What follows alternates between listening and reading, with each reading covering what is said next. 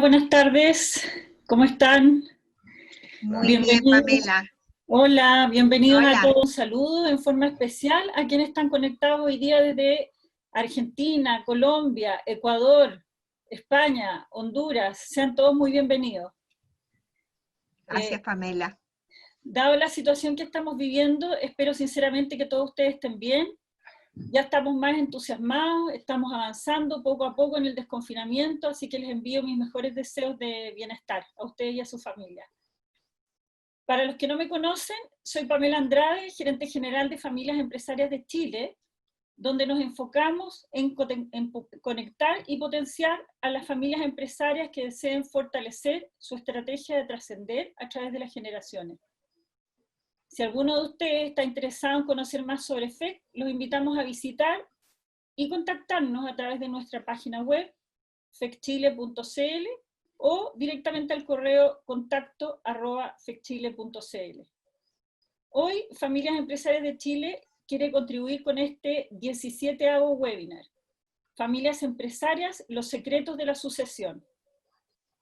Les comento que estamos grabando la sesión y que posteriormente les vamos a enviar el acceso a la grabación.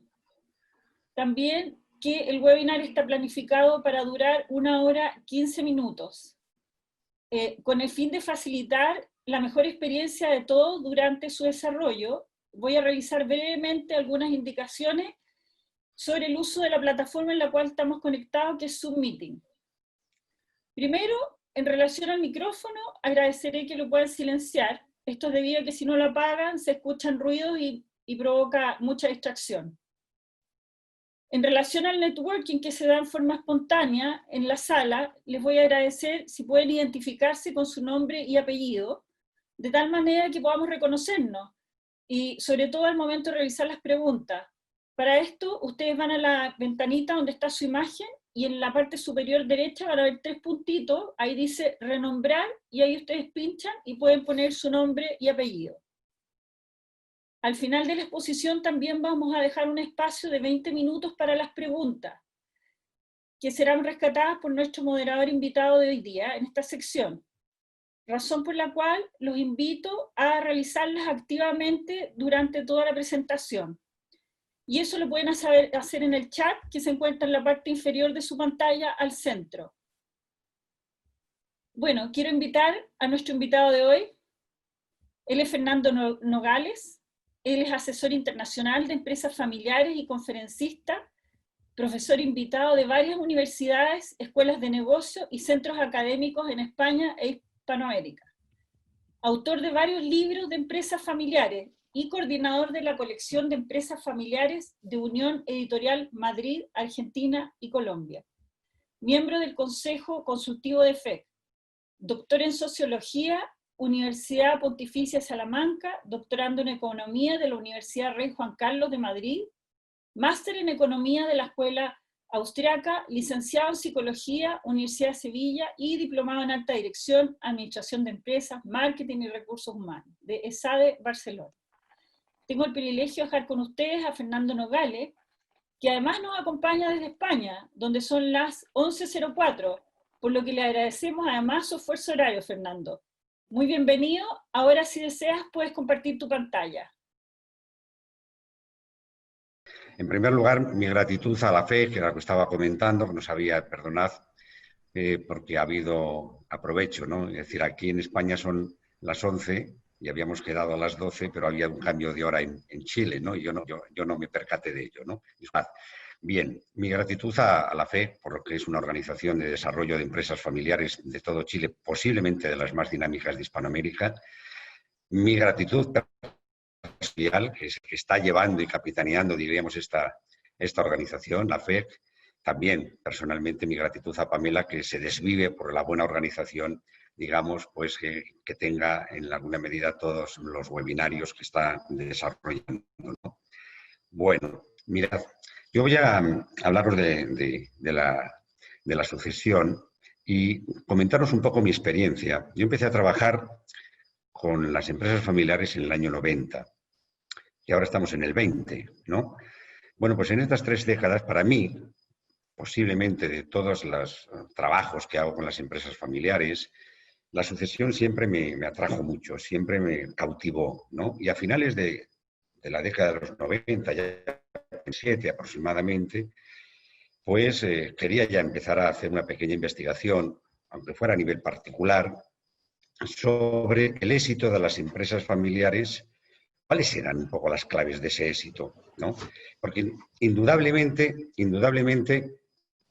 a mí me interesaba mucho no fijarme tanto en los fracasos de las sucesiones en las empresas familiares, a pesar de que, lógicamente, muchas veces me llamaban para eso, pero a mí me interesaba saber si había algún secreto en las sagas familiares, esas empresas centenarias, bicentenarias, centenarias, ¿no? Y empecé a leer todo lo que pude allá por el año 96, 97. Durante casi 6 o 7 años estuve intentando ilustrarme todo lo que podía sobre el éxito de las empresas centenarias, ¿no? En sus procesos sucesorios. Bueno, os voy a hacer la exposición un poquito de lo que a mí me sirvió para mi trabajo diario esa pequeña investigación. Durante 4 o 5 años estuve haciendo pues, toda lectura que veía, todo informe que veía, allí donde había una empresa centenaria, una saga familiar, pues, en fin, empezaba a investigarla, ¿no? Así es que, en alguna medida, quiero daros esas reflexiones previas sobre los éxitos sucesorios de las empresas familiares centenarias, ¿no? Luego voy a pasar ya un poco más en concreto. Para mí son un poco las claves de la longevidad de las familias empresarias, ¿no? Y por último, ¿a qué desafíos sucesorios nos estamos enfrentando ya y que muy posiblemente serán cada vez mucho más intensos en los próximos años? Así es que, sin más dilación, con respecto a ese primer apartado de las reflexiones previas sobre los éxitos sucesorios,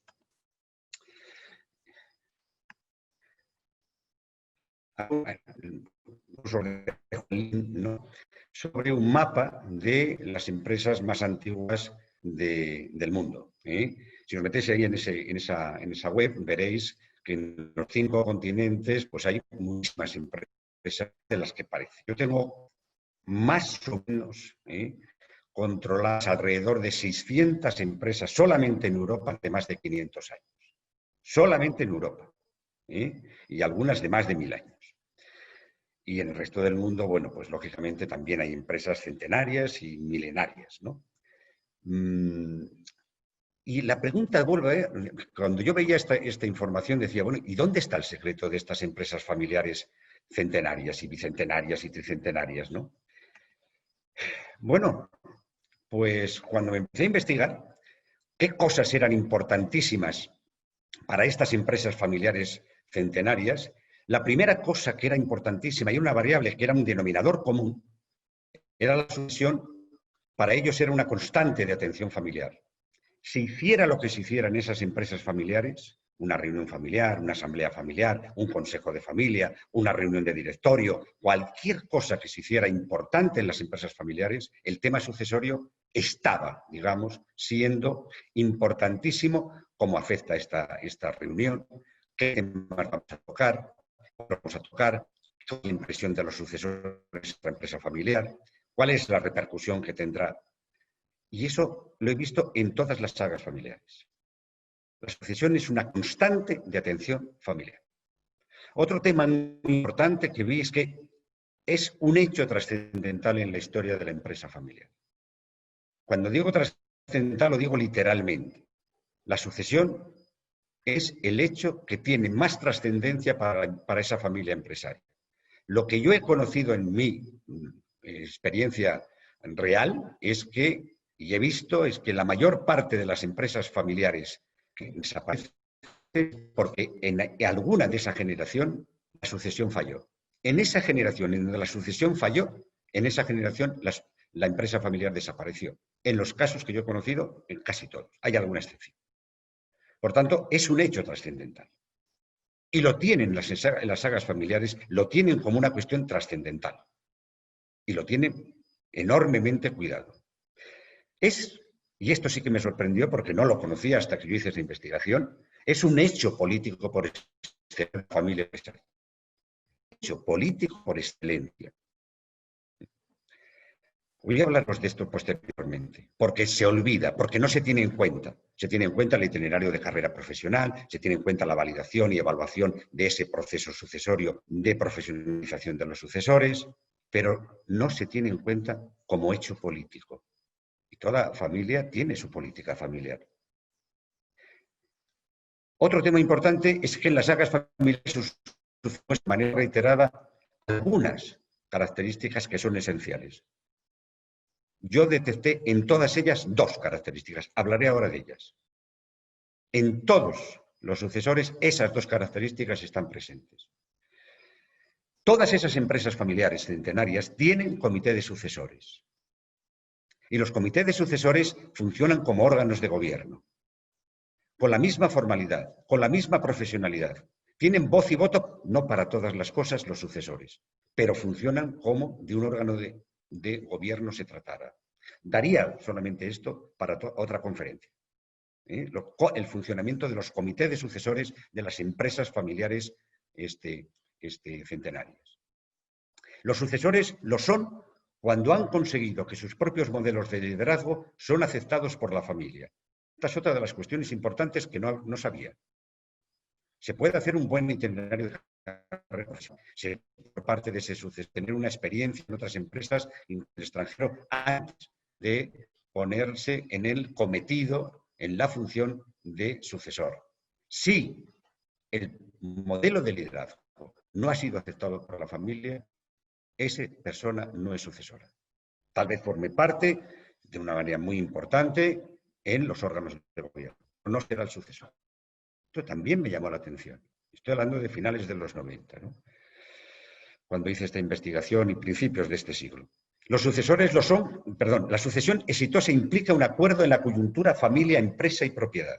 Otra de las cuestiones que en todas las empresas familiares, las grandes sagas familiares, resulta de que hay un acuerdo en la coyuntura de la familia, empresa y propiedad. Claro que, desde el punto de vista de la familia, es la familia la que elige al sucesor y lo selecciona y lo profesionaliza. Claro que tiene que conocer muy bien la empresa, el sector o el rubro, el negocio, la competencia, y tiene que tener mejores experiencias externas. Tiene que también haber un acuerdo en la coyuntura de la propiedad. Y eso es enormemente importante, porque no lo sabía. Es decir, cómo se va a hacer el reparto de accionarial, cuánto va a ser, digamos, lo que se va a dedicar de manera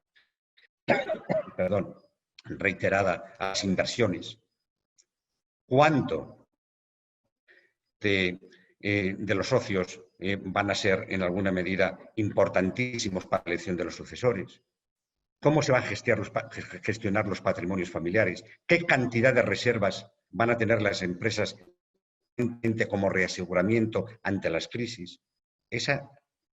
Ese acuerdo de coyuntura, familia, empresa, propiedad, en todas las sagas familiares lo vi. Los órganos de gobierno auditan permanentemente el proceso sucesorio, no solamente en el momento, digamos, de la transición generacional, todo el tiempo. La estabilidad intergeneracional de la empresa familiar está basada en la independencia económica tanto de la empresa como de los familiares. Otra cosa que no sabía. Y para las sagas familiares, lo importante es que el modelo de sucesión sea exitoso, al margen que no lo sean los sucesores. Una de esas, sobre todo en estas empresas, no ya centenarias o bicentenarias, sino tricentenarias, cuatricentenarias, es que en más de alguna generación no había habido sucesores, pero había habido una sucesión exitosa. Y eso es importantísimo porque tampoco lo sabía. Bueno, como consecuencia un poco de toda esa reflexión, allá por el 2002, 2003, pues me dediqué a echar, más allá de la experiencia que yo tenía con este tema de la sucesión, pues a pasar mis experiencias y mis reflexiones en un libro. Lo tienen ahí. La familia empresaria ante la gestión de sus procesos sucesorios, problemas y soluciones. No lo busquen, está agotado. O sea, se agotó y ya no hay, ya no está. Y además la editorial desapareció, fue absorbida por otra editorial más grande en la crisis económica anterior, 2007, 2008, 2009. Pero bueno, fue un poco resultado de mis experiencias en el proceso sucesorio y, por otra parte, resultado de esta investigación de las sagas familiares.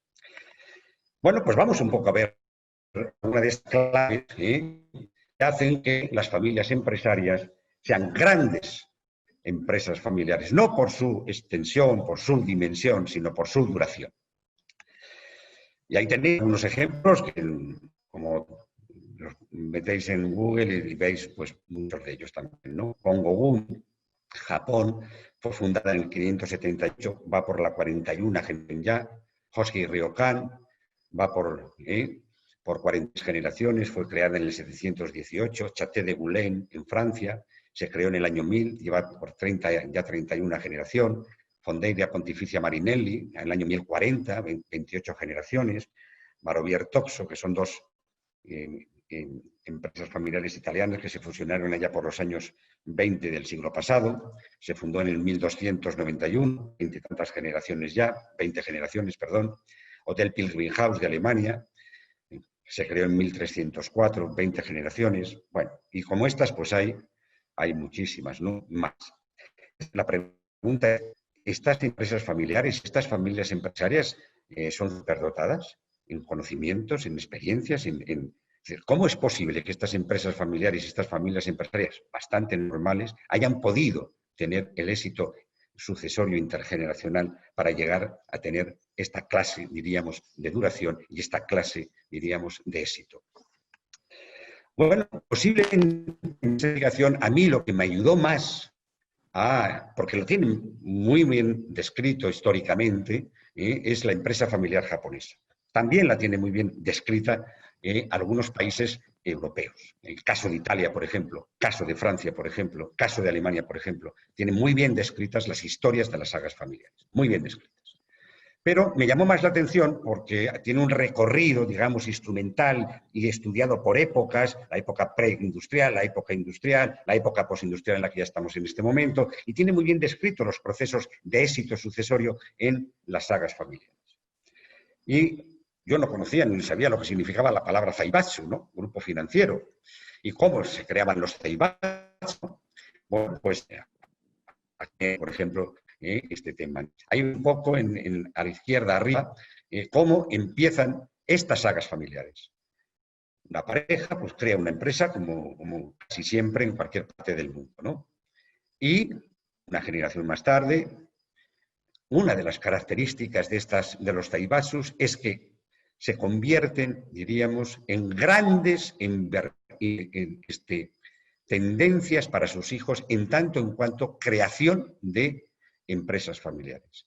Las empresas familiares zaibatsus se convierten en escuela de empresarios e invitan a todos sus hijos a que creen empresas. Esas empresas, por la cultura japonesa oriental, tienen que formar parte del grupo familiar originario. Y ahí nos encontramos que con el paso de las generaciones, con el paso de los años, nos encontramos con grandes grupos empresariales dependientes de una familia. Ese es un gran secreto. Crecen esas sagas familiares porque son grandes emporios de generación de riqueza en tanto en cuanto se meten en distintos sectores al mismo tiempo. Y otra característica importante, además de ser escuelas de empresarios, son bancos. Son grandes ahorradoras. Ninguna de estas zaibatsus y ninguna de las sagas familiares que yo he leído depende de ninguna, pero de ninguna, diríamos, entidad bancaria y tienen muy marcados los límites de riesgo, no pasarlos nunca. Eso es importante. Tienen esas dos características. Son escuelas de empresas y son grandes, diríamos, bancos.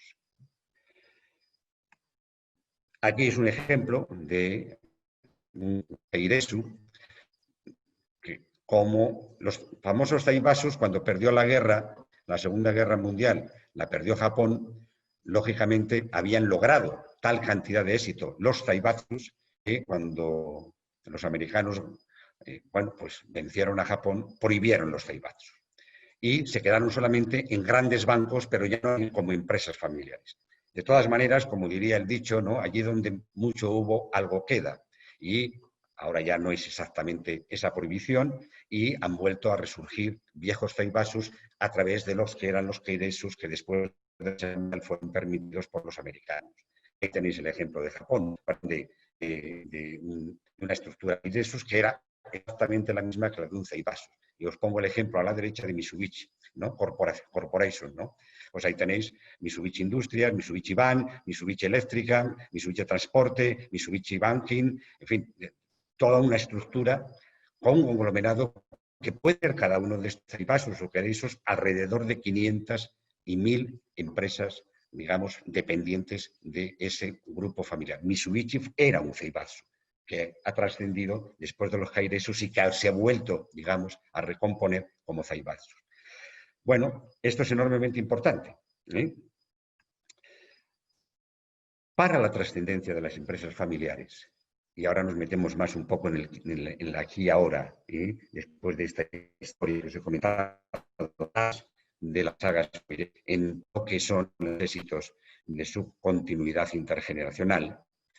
La primera cuestión importante es que en esos zaibatsus y en todas las empresas familiares, grandes sagas familiares, como las que comentaba un poco pues, en una de esas transparencias anteriores, ¿no? Se funda una empresa por un empresario. Y ese empresario, pues al mismo tiempo, crea una familia y por tanto se convierte en empresario familiar. Pero hasta ese momento es un empresario familiar. Sí, es familiar porque tiene una familia, pero es el único empresario. Con el paso de los años, pues bueno, hay hijos y los hijos, pues bueno, se van haciendo mayores y poco a poco se van incorporando a la empresa. Si no todos, pues algunos. Y al final, como nada nos llevamos al otro barrio, este empresario deja, digamos, como herencia familiar, esa empresa que ha creado y que ha mantenido y que ha ido haciéndola crecer, pues a lo mejor empezó con una mano delante y otra detrás, y 40, 50, 60 años más tarde, pues tiene 50, 60, 100, 200 trabajadores. Y a eso es una herencia familiar. Pero deja solo una herencia familiar, en el sentido empresarial del término. ¿Solo eso? Todas las sagas familiares, claro, que dejar empresa, pero que va a tener éxito la continuidad de esa empresa como familia empresaria, empresa familiar, si, además de la herencia empresarial, ese empresario dejó una familia empresaria, no solamente una empresa. Ese liderazgo natural que demostró el empresario desde el primer día que creó una empresa, con el paso de los años deja una herencia empresarial para esa familia, también acaba haciendo posible que de ese liderazgo natural se acabe convirtiendo en un liderazgo político en la siguiente generación. Y todas las empresas familiares, de manera a veces intuitiva, otras maneras reflexiva, en otros casos de manera aprendida, en la primera generación. Los procesos de continuidad de la empresa familiar quedan muy claros en esas familiares. Dejo una empresa exitosa y una familia empresaria preparada y profesionalizada como tal familia empresaria. Ninguna empresa familiar, y hablé con algunos directores de sagas familiares importantes, ninguna familia empresaria, saga familiar, solamente era consciente de que era suficiente tener una empresa familiar exitosa para dejársela a los hijos. Más de uno me dijo, si no hubiera conseguido tener una familia empresaria, no hubiera dejado esa empresa exitosa en manos de mi familia. Por tanto, desde la primera generación hay una conciencia de objetivo intergeneracional en cuanto a la continuidad. Y cuando eso no es así, en la segunda generación desaparecen muchísimas empresas familiares. Hay una empresa exitosa y no hay una familia empresaria profesionalizada, total familia empresaria. Y este es uno de los grandes fallos de muchos de los fundadores, que creen que teniendo éxito solamente como empresarios, igual que él, porque tenía actitudes, se hizo a sí mismo, la familia se hará a sí misma.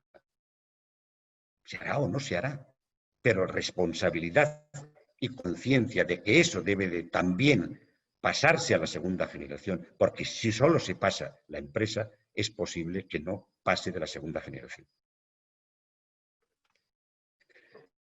¿Cuál entonces, teniendo en cuenta un poco ese decálogo que vi en la investigación sobre las sagas familiares, vi más cosas, ¿no? Pero esas eran las que más se repetían, digamos, ese decálogo que os comentaba al principio.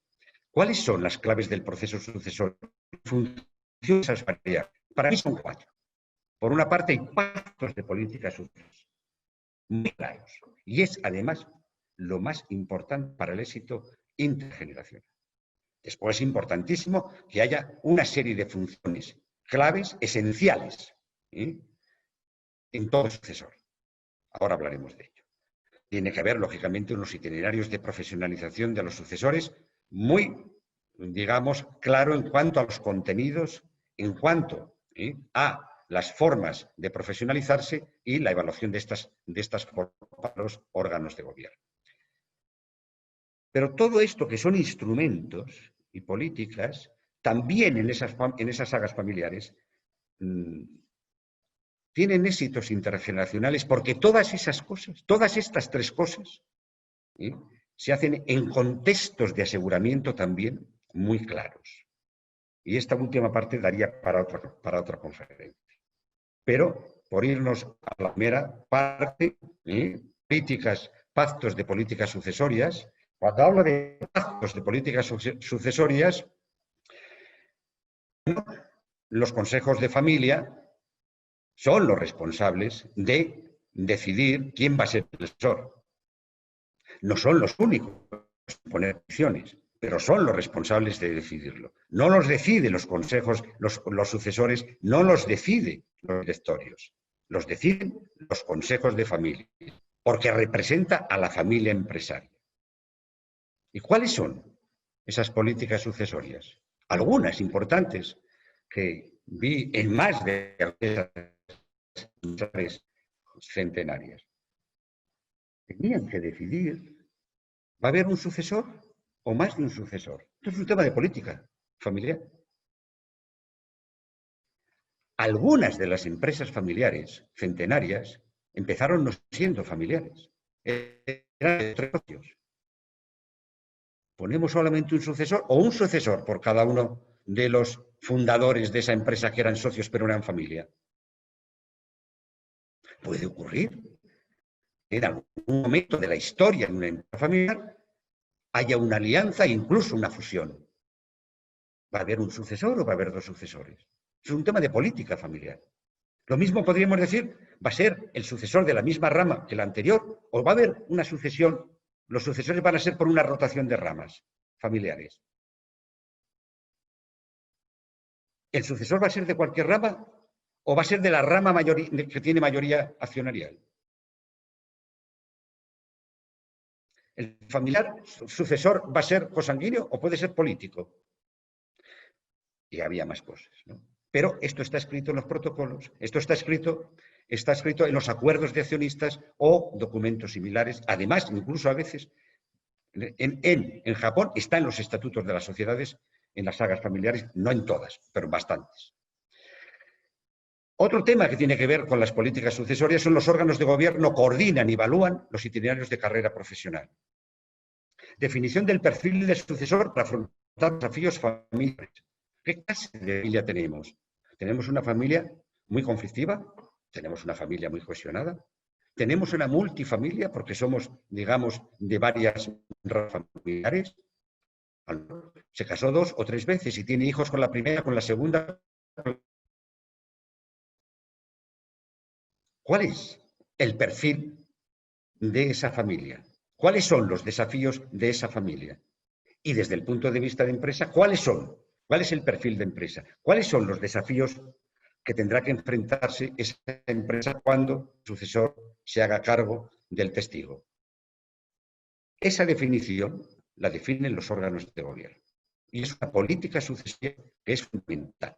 Permanentemente está encima de la mesa en todos los ejercicios económicos. Hay un informe al respecto. Conocimientos y experiencias exigidas por cada órgano de gobierno. Definen el perfil y definen exigencias profesionales que deberán alcanzarse, tanto para la familia como para estructuras de profesionalización. Y ahí meten los comités de sucesores. Ahí se definen los itinerarios de carrera y los modelos de evaluación. Todo esto tiene que ver con la política sucesoria. ¿Cuáles son las previsiones de inversiones para el desarrollo y emprendimientos sucesores? Una de las cosas que en política familiar, perdón, sucesoria, en esas familias, en esas sagas familiares, es que los sucesores tienen que ser empresarios. Y para ser empresarios se aprende viendo.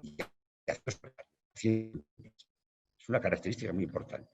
¿Cuánto vamos a invertir para que los sucesores creen sus propias empresas, demuestren que son capaces de llevarla a cabo y luego harán el papel porque ya son empresarios?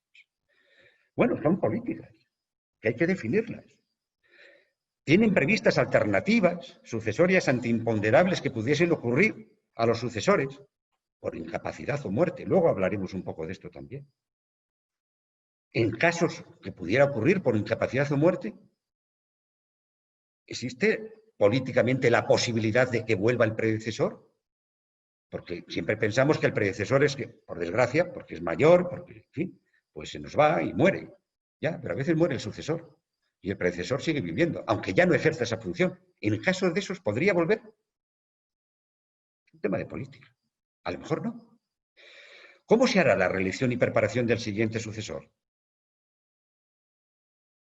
Porque en esos casos ahora tenemos que elegir a otro.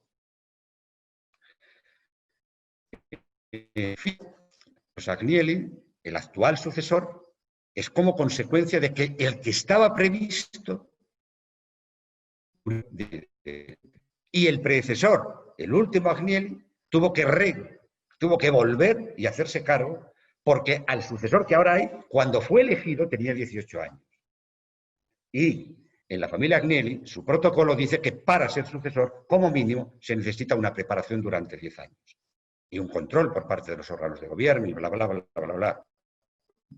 Por tanto, ¿cómo se hará la reelección y preparación del siguiente sucesor? En caso de muerte o de incapacidad del sucesor actual. Las funciones de los órganos de gobierno durante el proceso intersucesorio, ¿cuáles van a ser? Porque no había sucesor. Agnelli volvió, pero era muy mayor.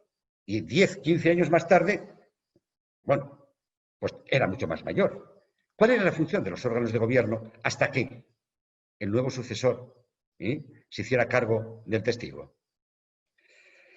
La elección del representante de la familia en ausencia del sucesor, ¿cuál es? Porque si no hay sucesor y el predecesor tampoco, ¿cuál es? En este caso, por ejemplo, Editorial Planeta, eran en su origen 4 ramas familiares, una de ellas, desgraciadamente, en vida de los fundadores, murió, se quedaron 3, el sucesor de la segunda generación también ya ha muerto, y pretendía que uno de sus hijos, de su rama familiar, fuera el sucesor. Y las otras 2 ramas familiares, 2 hermanas, dijeron que no. En este momento, quien está llevando en esa empresa, nada más que Editorial Planeta, la elección del representante de la familia ha sido elegida por la mayoría accionarial, que es el presidente actual del directorio. Pero todavía no tiene sucesor. Y estamos hablando de más de 15 años. ¿Vale? Bueno, pensad en esas cosas porque son cuestiones de política. Cuando hablamos de las funciones, y retos y competencias esenciales de los sucesores, hay 2 en todas las sagas familiares que se repiten. Hay una función política y una función. La función política tiene como objetivo, digamos, la cohesión familiar. El sucesor es el responsable no solamente de mantener competitiva la empresa, sino mantener unida a la familia. Y para esto se necesitan, digamos, características también muy concretas. La función estratégica hay que ser un gran empresario, un gran emprendedor. Para la función, digamos, cohesionadora hay que ser, digamos, tener un gran cohesionador. Esas 2 características en todas las áreas, 2 sucesores las tienen. Y hay que profesionalizar a los sucesores, tanto desde el punto de vista de la formación como de actividades. Tiene que tener un conocimiento importante de la economía, del management. Tienen que tener también un conocimiento importante de derecho de comercio, o derecho mercantil, de derecho de familia, de ciencias sociales, porque con esas variables va a tener que trabajar. Hombre, a lo mejor es abogado, o licenciado en Derecho, o es ingeniero, sea la formación académica que sea, tiene que tener esta formación complementaria. Y luego tiene que desarrollar, digamos, la comunicación permanentemente, tanto con cada uno de los miembros de la familia, de las ramas familiares. Por ramas familiares tiene que tener reuniones. Tiene que tener reuniones a veces por grupos, en este caso por sexo. A veces las demandas de las mujeres son distintas a las de los hombres de esa familia. Tiene que asistir a celebraciones familiares, asamblea familiar, ¿eh? Y otros eventos que puedan surgir. Bueno, el aniversario del fundador, el aniversario de la empresa, cualquier otra cosa. Y permanentemente un seguimiento por parte de los órganos de gobierno. Cómo se va llevando estas actividades formativas de información a lo largo de mínimo, en general, 10 años.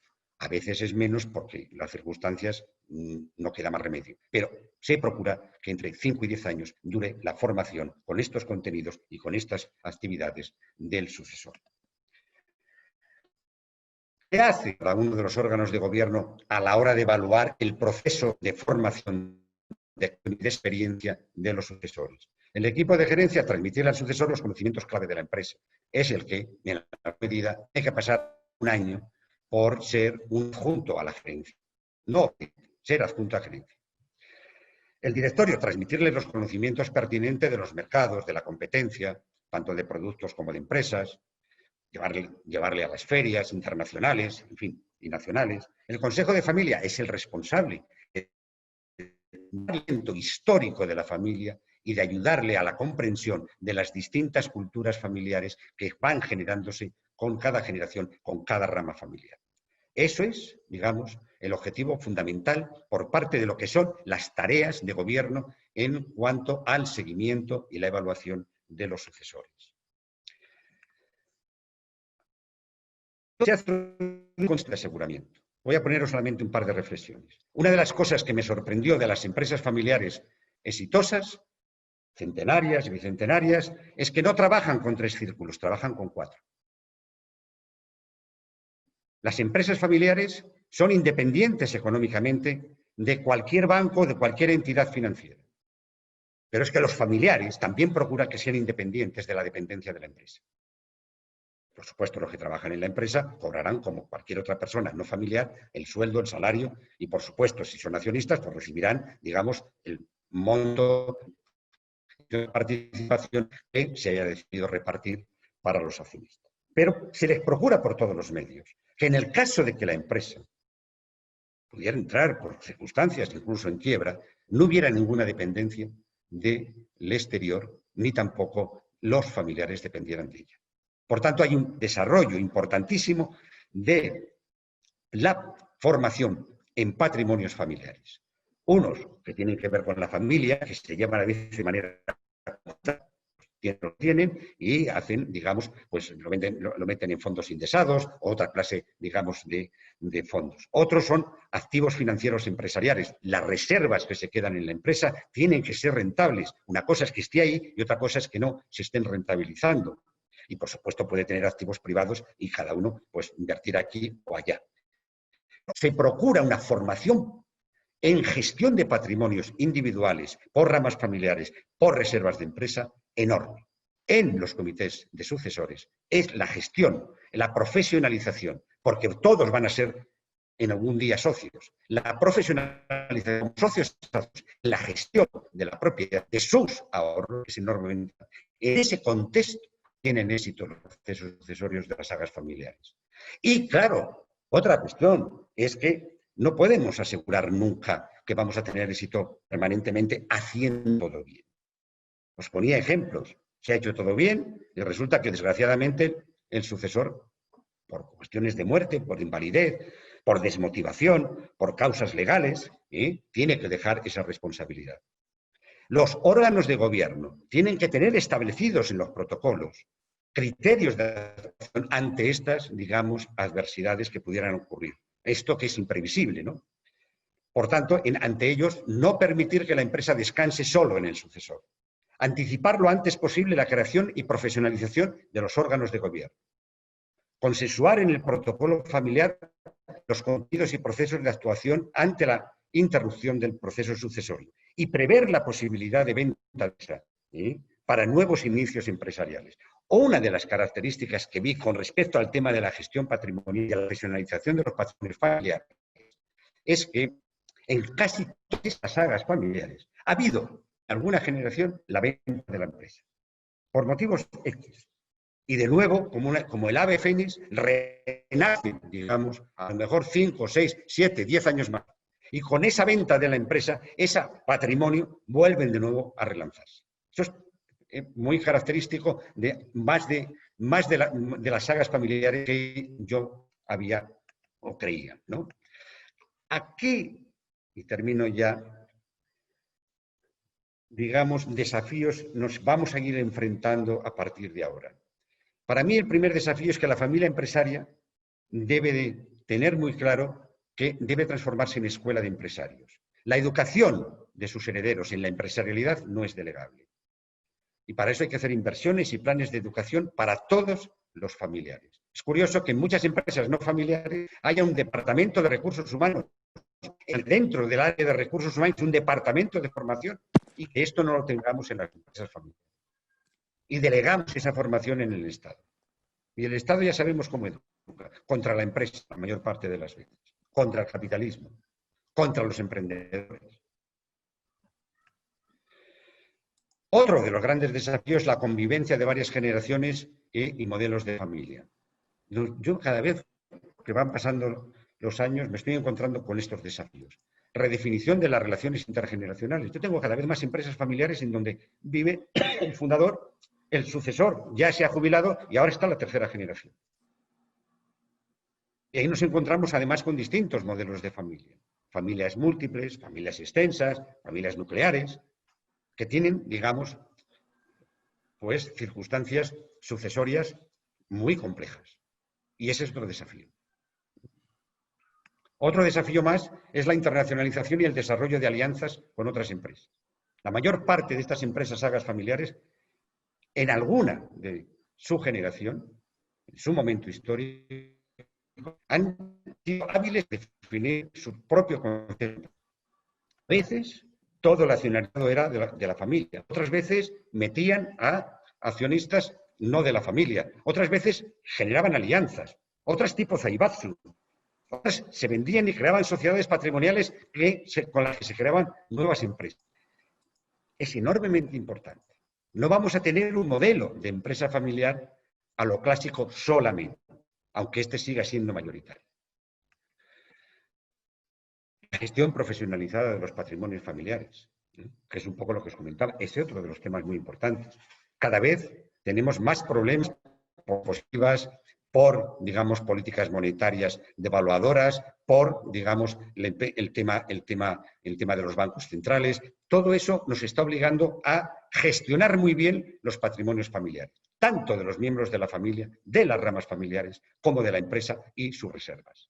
Y ahí tenemos que tener una gran formación, digamos, y es muy importante porque las sagas familiares esto nunca nos lo olvidamos. Y por último, la previsión de sucesores familiares sin sucesores. En el caso de Europa, en el caso de España en concreto, nos estamos encontrando también con algunos casos de este estilo. Por poca demografía nos encontramos con empresas familiares que no tenemos sucesores. O tenemos algún sucesor, pero no está interesado en serlo. El Corte Inglés en España, bueno, pues su fundador estaba casado, pero no tuvo hijos. Casaron a unos sobrinos. Podía haber vendido la empresa, pero la convirtió en empresa familiar. También, digamos, va a ser otro gran desafío para actualmente los retos que tenemos como proceso sucesor. Termino con una frase que siempre me gusta terminar con esta frase, y dice lo siguiente en uno de mis libros, ¿no? Las familias empresariales exitosas no solo diseñan un futuro para la empresa, diseñan también la familia que a futuro quieren ser. Olvidar esto último es suicida para las empresas familiares. Os dejo, y ahora ya lo podéis encauzar por internet, algunos libros, ¿no?, que he escrito, y ahí están los 10 secretos de éxito de las empresas familiares, el gobierno y sus ámbitos de poder en las empresas familiares y el desafío de sucesión en las empresas familiares. Podéis bajaros Si me los metéis en mi web, podéis bajaros este libro que es gratuito, que hace referencia a cómo conseguir el éxito en la empresa familiar. Y sin más dilación, soy todo vuestro para las preguntas que queráis hacer. Un fuerte abrazo a todos y gracias por la atención. Muchas gracias, Fernando, por compartir tus reflexiones y claves sobre los éxitos sucesorios en las empresas familiares centenarias, además de las funciones y desafíos de los sucesores. La verdad es que ha sido súper revelador. Ahora vamos a dedicar un espacio a las preguntas, por lo que les agradeceré continuar efectuándolas en el chat, y estas serán rescatadas por nuestra moderadora invitada, quien está conectada desde Honduras. Ella es Margaret Abbott, es consejera y directora de familias empresarias, empresaria familiar de tercera generación y consultora miembro de familias empresarias iberoamericanas. Margaret, bienvenida, te escuchamos.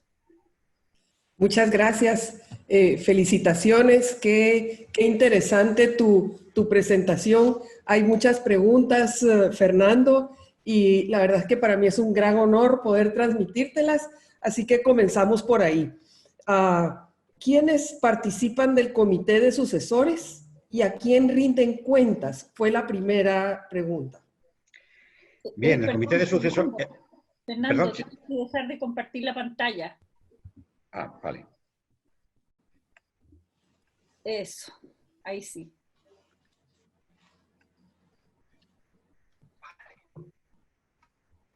Muy bien, sí.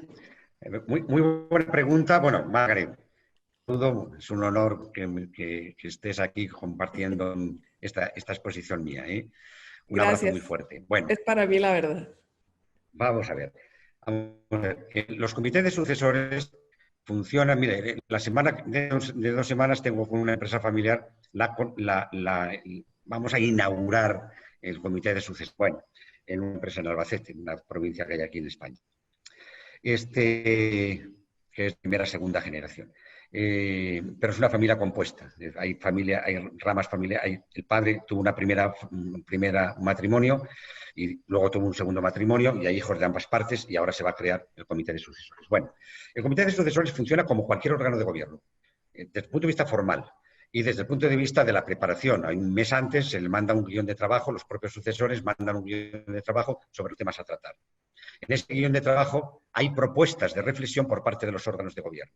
El directorio dice, oiga, nos gustaría que reflexionaran ustedes al respecto, el punto que crean oportuno, normalmente que tiene que ver con lo que analiza el directorio. El Consejo de Familia también propone puntos de reflexión para que sean enviados en el guión de trabajo a discutir por los sucesores.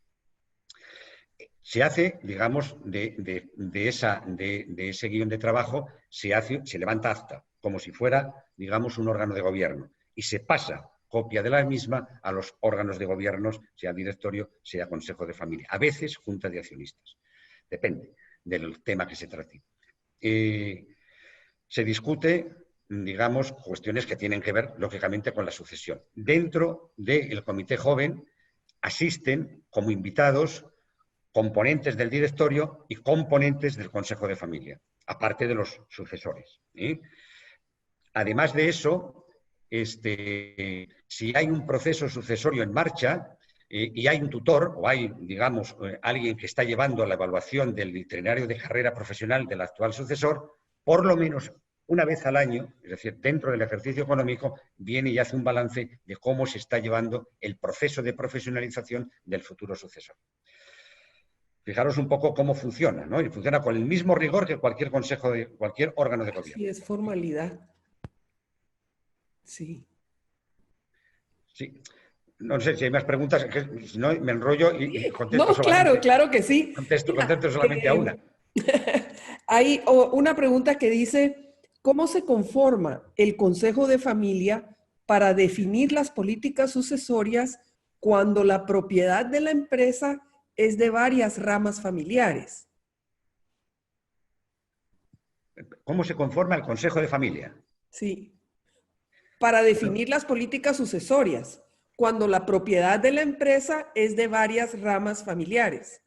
Bueno, lo normal es que los consejos de familia, por razones obvias, estén representados en el Consejo de Familia todas las ramas familiares. Eso para empezar. Después, que para el proceso sucesorio, de nuevo un poco como os comentaba, es muy importante que se sepan cuáles son las funciones claves que va a tener ese sucesor. Y decíamos que había dos, una estratégica y otra política. Y para eso hay que desarrollar unas determinadas competencias. Para la cuestión estratégica, fundamentalmente, va a definir el perfil de esas competencias el directorio o Consejo de Administración en España. Y para el perfil de abordar los desafíos y, por tanto, desarrollar las competencias que sean necesarias para esos desafíos, y cada familia, cada generación es una, y hay que definir cuáles son los desafíos que va a tener ese sucesor como familia. Si yo tengo una familia en donde hay muchos conflictos y voy a ser el próximo sucesor, voy a saber, tengo que prepararme mucho para ser un grandísimo negociador. Voy a tener que tener una enorme mano izquierda. Claro, podría tener una familia muy cohesionada. Y entonces, pues a lo mejor no necesito, digamos, pues tener esa mano izquierda, como se suele decir popularmente, pero me enfrento a ese desafío. Cada vez que se va a seleccionar un sucesor, se tiene que tener muy claro el diagnóstico de la familia y de la empresa. Y en función de los desafíos que tenga, vamos a ver los sucesores que tenemos, quiénes son los que tienen competencias más cercanas a las necesarias, posiblemente no las tengan todas, o por lo menos no las tengan, digamos, lo notablemente desarrolladas que nos gustaría, y tenemos para eso el itinerario de carrera profesional que definir ese itinerario de profesionalización. Lo normal es que además en el itinerario de profesionalización, además de los órganos de gobierno y de los tutores que tengan ya los sucesores, además haya, digamos, evaluadores externos. Ok. Gracias, Fernando. Esta es un poco diferente. Dice, en política sucesoria, ¿hay alguna línea especial para la preparación de los predecesores y su fase post-sucesoria? Sí, es muy importante y me alegro que hagas esa pregunta, ¿no? Es decir, la sucesión es un camino de entrada y salida. Es decir, normalmente cuando entra el sucesor, el predecesor tiene que tener muy claro las funciones que va a hacer. Nosotros pretendemos, procuramos por todos los medios, que la experiencia, la sapiencia, el valor, diríamos, de la historia que tiene esa familia empresaria en el predecesor no desaparezca. Hay una serie de funciones muy importantes que pueden hacer los predecesores. Y, por tanto, es importante que se prepare para hacer, digamos, ese itinerario de como predecesor en la situación ya de trabajo con el nuevo sucesor. Y ahí tiene que quedar claro también políticamente cuál va a ser esa función. ¿Cuáles van a ser las funciones de los predecesores? Bueno, si mueren, lógicamente ya no, pero si no, que la mayor parte de las veces viven y cada vez más, por lo que os comentaba, de temas demográficos. Claro, yo tengo alguna empresa familiar que tiene, el fundador tiene 95 años y que el sucesor, que era el que llevaba la empresa, ya se jubiló hace 2 años y que ahora tiene, digamos, el nieto del fundador tiene 42 años. ¿Tenemos un comité de sucesores ahí? ¿Hay un sucesor? ¿Quién manda ahí? Claro, tiene que ver con las políticas sucesorias. Hay que reformular las políticas sucesorias previas a cada sucesión. Porque el sucesor tiene que quedar claro que saber con qué instrumentos, diríamos, no solamente legales, sino culturales y familiares, tiene que abordar sus desafíos. Y si tiene que aceptar en un momento determinado que el predecesor siga teniendo algún papel, tiene que abordarlo y tiene que consensuarlo con el sucesor. Y tiene que consensuarlo con el Consejo de Familia, con la Junta de Accionistas, con el directorio. Entonces, esas cuestiones son enormemente importantes. Y todas esas son cuestiones políticas. El contexto fundamental del éxito sucesorio en las sagas familiares son estos pactos políticos. Pues mira que en esa línea hay otra pregunta que dice, por la mayor expectativa de vida, ¿los fundadores o líderes actuales están manteniendo una capacidad de trabajo a edades muy avanzadas, lo que dificulta la posibilidad de que la siguiente generación pueda acceder a los cargos de poder? ¿Qué hacer en esta nueva situación? Claro, enormemente importante. La mayor parte de los acuerdos en estas empresas ya que tienen varias generaciones, está claro, a partir de qué edad el predecesor debe de dejar esa tarea, esa función. Puede que a lo mejor por las circunstancias esté 1 año más o esté 1 año menos, pero indudablemente hay que marcar fechas límite. ¿Por qué? Porque todo tiene ventajas e inconvenientes en esta vida. Pero lo que no puede ser es que, digamos, el predecesor, y eso a veces ha ocurrido en más de una empresa familiar y ha sido la destrucción de la empresa, ¿eh? Es decir, que el predecesor no haga posible la sucesión. Eso es enormemente peligroso. Una cosa es que esté como mentor, que esté como, diríamos, arropamiento para situaciones que tienen que ver con la experiencia, poder, digamos, contrastar con el sucesor, pero tiene que quedar claro que el rey no es vitalicio. Puede tener, digamos, una función de honor. Pues el presidente de honor es el predecesor del directorio, o es el presidente de honor del Consejo de Familia, o es el predecesor, sí, oiga, como honor. Pero indudablemente tenemos que dejar muy claro que toda generación tiene que tener un liderazgo generacional. Y la generación que no tiene un liderazgo generacional, la empresa la pone en una situación de entredicho para su continuidad. Yo puede que no sea el sucesor en mi generación, pero tengo a uno de mi generación que es joven, que tiene rondando los 30 y 40 años y que va a reformular, digamos, el modelo de liderazgo de esa empresa familiar como familia y como empresa. Y no puede ser un obstáculo el predecesor, pero tiene que afirmarse, tiene que mentalizarse, no, tiene que estudiar y educarse para dejar de ser sucesor. Y en los comités de sucesores, ahí, que se me ha olvidado, también están los predecesores.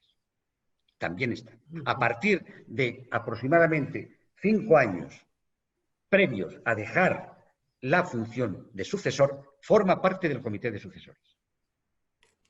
Bueno, mira que aquí esta otra pregunta yo creo que también le va a dar seguimiento a esta respuesta tuya, porque dice, ¿cómo se puede armonizar el que un sucesor desarrolle su propia capacidad empresarial, conseguir un programa de formación como sucesor en la empresa principal y en la familia?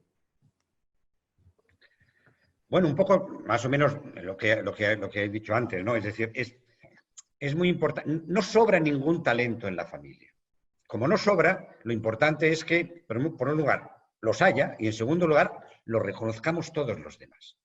Es decir, hay predecesores que en un momento determinado tienen una serie de características y de facultades que no tiene el sucesor. A veces innatas. Una persona puede ser, pues bueno, pues muy charachera y habla mucho, y otra persona pues puede ser, casi por psicología, pues más bien cauta, más bien prudente, más bien poco habladora. Bueno, pues habrá cosas en las que puedan intercambiarse esas competencias en los primeros años del proceso sucesor. Es decir, una función de todo predecesor es que tiene que ser un guía en los primeros 2 o 3 años, antes de dejar la sucesión, tiene que ser un guía para el sucesor. Y por tanto esa función es importante, que se haga, digamos, por las circunstancias, antes de que termine el predecesor su tiempo, o que haya empezado ya el sucesor y siga teniendo adjunto a ese sucesor, el predecesor, una función de guía, de soporte, de contraste, adelante. Pero indudablemente es muy importante que quede claro quién tiene el poder político de tomar decisiones. Entonces, el poder político lo tiene el sucesor una vez que se ha decidido que esa persona va a ser en esa generación el líder familiar. Pues fíjate que en el área de la preocupación de los sucesores, aquí te voy a juntar 2 preguntas para que nos dé tiempo de responder todo lo que está surgiendo. Una es, ¿qué pasa si solo hay un sucesor? Y la otra es, ¿qué pasa si además no tiene las competencias y solo sabe de ciertas áreas de administración de la empresa? La primera es, ¿qué pasa si solo hay un sucesor? Bueno, sí. Es enormemente importante que para eso está el comité de sucesores. En principio, potencialmente, todos los jóvenes mayores de edad pueden ser sucesores. Dependiendo de la política sucesoria, pues se decidirá unos u otros. Pero lo importante es que se sepan las competencias y haya un itinerario de profesionalización durante los años para el desarrollo de esas competencias. ¿Qué es lo que sucede cuando nos encontramos que las competencias esenciales solamente el sucesor tiene una? Porque a lo mejor nos encontramos con un sucesor que es gran estratega, gran empresario y al mismo tiempo, como cohesionador, es todo lo contrario. Bueno, aquí es importante dejarlo claro, y en ese libro que os decía que había escrito ahí, pues me dediqué a un capítulo, ¿no? Yo no conozco, de facto, a ningún sucesor que tenga esas dos competencias, sea un gran cohesionador y sea un gran emprendedor. Normalmente los emprendedores suelen ser personas muy ejecutivas, suelen ser personas muy fuertes, incluso a veces duras, quieren las cosas para ayer, no para hoy ni para mañana, para ayer. Al mismo tiempo, pedirle a esta persona que tenga guante blanco y guante de seda, pues es difícil. Y nos encontramos que ahí, en esa generación tenemos dos sucesores. El que hay un complemento y una coordinación entre ambas claves esenciales entre los dos. Y eso se da muchas veces en segunda generación, en donde a lo mejor el hermano y la hermana, él está llevando el tema externo de negocio y ella está llevando el tema familiar. Y entre ellos hay una gran cohesión, una gran compenetración. Ahora, eso también pasa en la generación fundadora. En la generación fundadora, normalmente el fundador suele ser un gran ejecutivo, un gran empresario, a veces hasta tosco. Es muy duro, porque necesita tener objetivos y conseguirlos, pero sabe que en la familia hay un guante blanco y de seda, que es la madre. Tener, digamos, que en las siguientes generaciones nos encontremos en una sola persona, con estas dos, digamos, competencias esenciales en la misma, en un sucesor, casi es pedir el mirlo blanco. Por tanto, en general, la realidad de estas sagas familiares, en que en todas las generaciones había dos sucesores. Aunque uno es el que daba la cara y otro estaba en la sombra. Como la primera generación de los fundadores. Claro que sí. Bueno, pues mira, ya nos están avisando que tenemos poco tiempo y hay una pregunta interesante que dice, ¿cuánto tiempo piensas que debe estar el posible sucesor trabajando fuera de la empresa familiar para luego llegar al plan de inducción dentro de la empresa? ¿Y cuánto tiempo debería durar esa inducción para tomar el gobierno de la empresa familiar? Bueno, eso depende de varias cosas. En primer lugar, de la dimensión de la empresa y de los objetivos estratégicos de la empresa. Es decir, si yo estoy en una empresa, en un mercado nacional, y a lo mejor pues he hecho mi formación académica y soy ingeniero, soy médico, soy arquitecto, y terminada pues me hago un máster en una escuela de negocios, a lo mejor prestigiosa en Estados Unidos, y estoy ahí pues un par de años, y después pues paso a una empresa y estoy en una responsabilidad directiva pues 2 o 3 años. Claro, dependerá de lo que necesite mi empresa, pues voy a tener que tener más experiencia externa o menos. Si el día que yo entre en la empresa va a entrar en marcha el plan estratégico de internacionalización de mi empresa, posiblemente en la medida de lo posible sería bueno que una vez terminada la carrera académica y el máster en la universidad extranjera, pues pasará por más de una empresa en un puesto directivo, a ser posible, de los sectores que tiene mi empresa. Y a lo mejor estoy 5 años y no estoy 2 años, pero claro, depende. Si resulta que por circunstancias X tengo que ir antes, pues tengo que ir antes. Pero esto es un tema muy importante de reflexión por parte de los directorios, ¿sí? En ese sentido. Ahora, ¿por qué el tema de la internacionalización? Hombre, porque estamos en un momento en donde la mayor parte de las empresas familiares internacionalizadas, sobre todo pymes familiares, la están haciendo los sucesores. No las están haciendo los predecesores. Y por tanto, si nosotros tenemos como desafío la internacionalización de la empresa familiar, bien porque no nos queda más remedio por activa o por pasiva, tenemos que tener a un sucesor con una mentalidad internacional. Dicen, no, es que yo no voy a salir de mi país. Bueno, pues mire usted, yo conozco aquí en Madrid algunas calles en donde hace 30 años todos los restaurantes eran españoles y había a lo mejor un italiano. Ahora resulta de que y además eran empresas familiares, la mayoría de ellos. Ahora resulta de que existen los mismos números de restaurantes, pero uno es coreano, el otro es japonés, el otro es chino, el otro francés, y los minoritarios son los españoles. De manera pasiva, yo estoy internacionalizado en mi barrio. No he tenido que salir al exterior, pero me están obligando a la internacionalización. Yo tengo que tener, digamos, una formación internacional. Por eso es enormemente importante que los procesos de sucesión, antes de pasar el testigo, haya años conjuntos entre el predecesor y el sucesor. Porque si no nos internacionalizamos, nos van, en alguna medida, a hacer desaparecer como empresa familiar competitiva. Ahí es muy importante que los predecesores se den cuenta que su tiempo ha pasado y que los sucesores se den cuenta que tienen mucho que hacer y mucho, digamos, que generar liderazgo a su empresa como empresa familiar en momento que recoja mi testigo. Qué interesante, la verdad es que para mí ha sido yo hubiera podido y estoy segura que muchos quisiéramos que esto siguiera, pero me toca terminar. No quiero terminar sin antes agradecer a Fernando Nogales por esta participación tan magistral, la verdad, y a Familias Empresarias de Chile por su confianza para poder transmitir preguntas. Tú dijiste algo, Fernando, que el impacto que está teniendo la organización a manos de Andrés Vial y de Pamela Andrade es latinoamericano. No se quedaron en Chile. Ellos se están internacionalizando muy bien. Muchas gracias y con esto pues doy por terminado y agradecida nuevamente.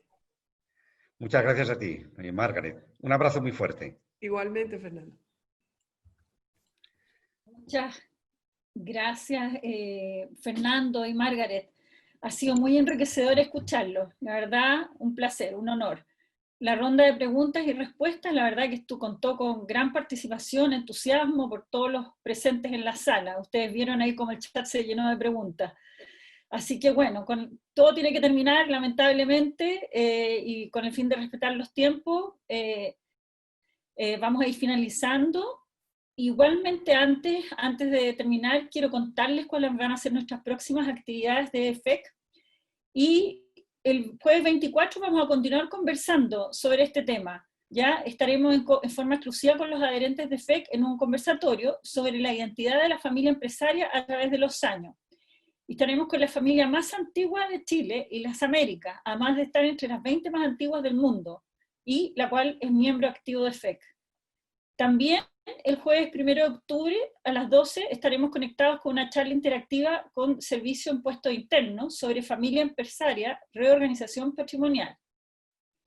Y el jueves 15 de octubre quedan todos cordialmente invitados al webinar Los modelos de traspaso generacional, con el destacado invitado argentino Leonardo Glickling, asesor internacional de empresas familiares y conferencista, autor de libros y de numerosos artículos académicos y de divulgación de su especialidad en familias empresarias. Bueno, las invitaciones a estas actividades las vamos a enviar por email, y para recibir el acceso a la actividad deben inscribirse en el formulario de la invitación, es fundamental. Muchas gracias a cada uno de ustedes por su participación. Mientras estemos en pandemia, cuídense, así nos cuidamos todos, y que disfruten su semana. Muchas gracias a todos. Hasta pronto.